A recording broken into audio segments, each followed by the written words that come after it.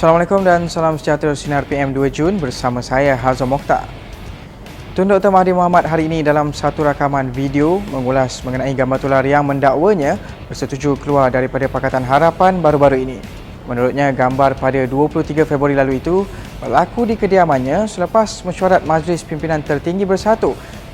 Mengulas lanjut, beliau berkata bahawa MPT Bersatu mahu keluar dari Pakatan Harapan dan mahukan keputusan muktamad daripadanya. Malah katanya Tan Sri Muhyiddin Yassin sendiri berulang kali bertemu dengannya untuk meminta persetujuan supaya Bersatu keluar dari Pakatan Harapan. Namun, bekas Perdana Menteri itu berkata tidak ada sebab baginya untuk menolak Pakatan Harapan walaupun ada dakwaan mengatakan gabungan itu dikuasai oleh DAP.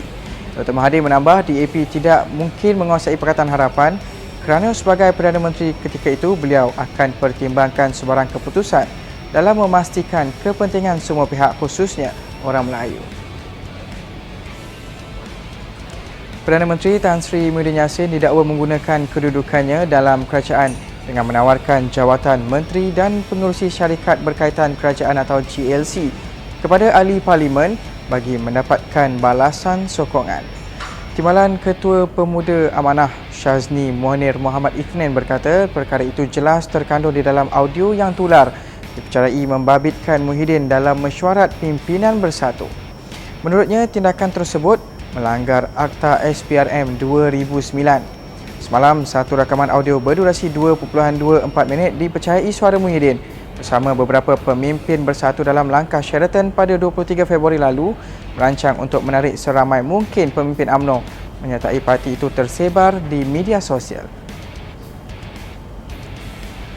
Dewan Bandaraya Kuala Lumpur membekukan permohonan baru lesen minuman keras serta-merta. Jabatan Pelesenan dan Pembangunan Penjaja di BKL menerusi satu kenyataan hari ini memaklumkan tindakan akan diambil terhadap premis yang menjalankan perniagaan menjual minuman keras tanpa lesen. Sementara itu, Menteri Perumahan dan Kerajaan Tempatan Zuraida Kamarudin berkata kerajaan tidak boleh bersikap membuta tuli dalam membuat sebarang undang-undang berkaitan itu dengan hanya berdasarkan kes yang berlaku secara ad hoc. Bagaimanapun menurutnya, kementerian bersedia menimbang cadangan berkenaan seperti diutarakan pelbagai pihak susulan berlakunya kes kemalangan jalan raya akibat pemandu mabuk. Zuraida yang juga ahli Parlimen Ampang berkata semakan dan penelitian juga masih sedang dijalankan dalam usaha untuk memuktamadkan keputusan berkaitan penjualan arak sama ada perlu diban ataupun tidak. Presiden Amerika Syarikat Donald Trump semalam mengancam untuk mengerahkan anggota tentera bagi menyuraikan penunjuk perasaan yang membantah kematian George Floyd, 46 tahun yang maut ketika dalam tahanan polis pada minggu lalu di Minneapolis. Trump berkata beliau mungkin akan menggunakan Akta Pemberontakan 1807 yang jarang digunakan, iaitu memberi kuasa kepada Presiden untuk mengerahkan pasukan tentera secara sepihak. Berikutan itu, Trump menegaskan beliau akan menghantar ribuan tentera dan pegawai penguat kuasa untuk memulihkan ketenteraman.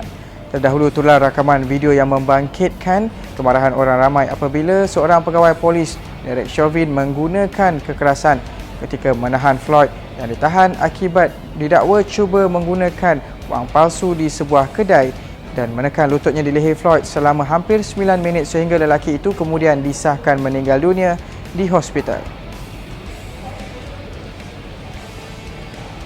Kita beralih ke berita sukan.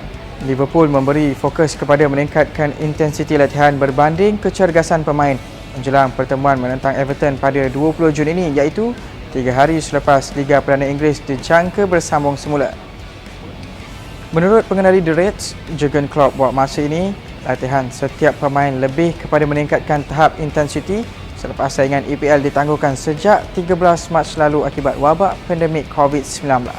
Katanya ini merupakan pertama kali sepanjang hidup tiada latihan dijalankan selama 9 minggu.